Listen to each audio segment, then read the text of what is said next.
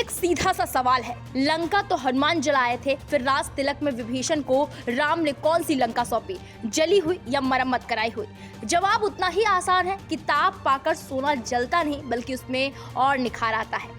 इस वक्त लंका का जिक्र इसलिए कि सारी आग लंका पर ही लगी हुई है। आदिपुरुष नाम से एक फिल्म आई, उसी फिल्मी भाषा में कहा जाए तो उसने हमारी श्रद्धा आस्था सबकी लंका लगा दी है। दरअसल राम जन जन के आदर्श है। किसी भी आदर्श को आप लोगों के सामने हल्के रूप में प्रदर्शित नहीं कर सकते। याद है जब लोग अपने घरों से दरी फट्टे ले लेकर मैदान में जाते थे और अपना फट्टा बिछाकर रामलीला देखा करते थे। उन रामलीलाओं में कभी राम के आदर्श रूप के साथ छेड़छाड़ नहीं की गई। लोग हाथ जोड़कर वहां बैठा करते थे, हाथ जोड़कर ही उठते थे। जिन्होंने कभी रामायण पढ़ी नहीं, समझी नहीं थी, वो भी राम के चरित्र के प्रशंसक हो गए थे।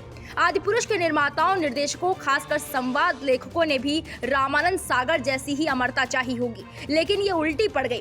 क्या सोचकर और क्या मन में रखकर ऐसे संवाद गढ़े होंगे जो कम से कम हिंदुस्तान में तो कभी भी किसी भी सूरत में स्वीकार नहीं किए जा सकते। संवाद भी कैसे कैसे, कपड़ा तेरे बाप का, तेल तेरे बाप का, लंका लगा देंगे। आखिर ये क्या है?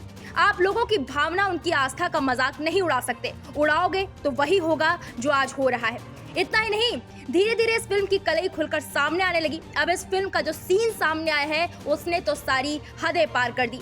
उस दृश्य की कामसूत्र से तुलना की जा रही है। दरअसल जिस सीन को लेकर ओम राउत की सबसे ज्यादा आलोचना हो रही है और वो दृश्य है राम के शिविर में पहुंची विभीषण की पत्नी का अंग प्रदर्शन।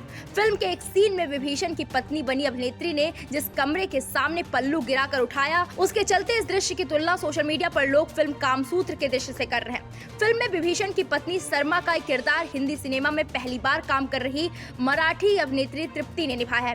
बताया जा रहा है कि आदिपुरुष में एक सीन है जहाँ विभीषण और उनकी पत्नी सरमा राम की मदद करने आती हैं। रावण के खिलाफ युद्ध में राम उन्हें अपने ही कैंप में एक टेंट दे देते हैं ताकि जब तक युद्ध चले वो लोग रावण से बचकर वहीं रह सके। इसी टेंट में एक सीन है जब कपड़े बदलते हुए सरमा विभीषण से राम के वादों पर बात करती हैं कि उन लोगों को राम के कहे पर भरोसा करना चाहिए। यही सीन अब इंटरनेट पर वायरल हो रहा है। लोग कह रहे हैं कि ओम राउत ने कौन सी रामायण बना दी जिसमें इस तरह के अश्लील सीन्स हैं। लोग गुस्सा दिखा रहे हैं कि ओम राउत ने तो हद ही पार कर दी है। ऊपर से उन्होंने हर सिनेमा घर में हनुमान जी के नाम पर एक सीट रखवाई है। ये बड़ी ही शर्मिंदगी की बात है। अब इस मामले को लेकर आपकी क्या राय है, हमें कमेंट सेक्शन में जाकर जरूर बताएं। वीके न्यूज, राष्ट्र के नाम।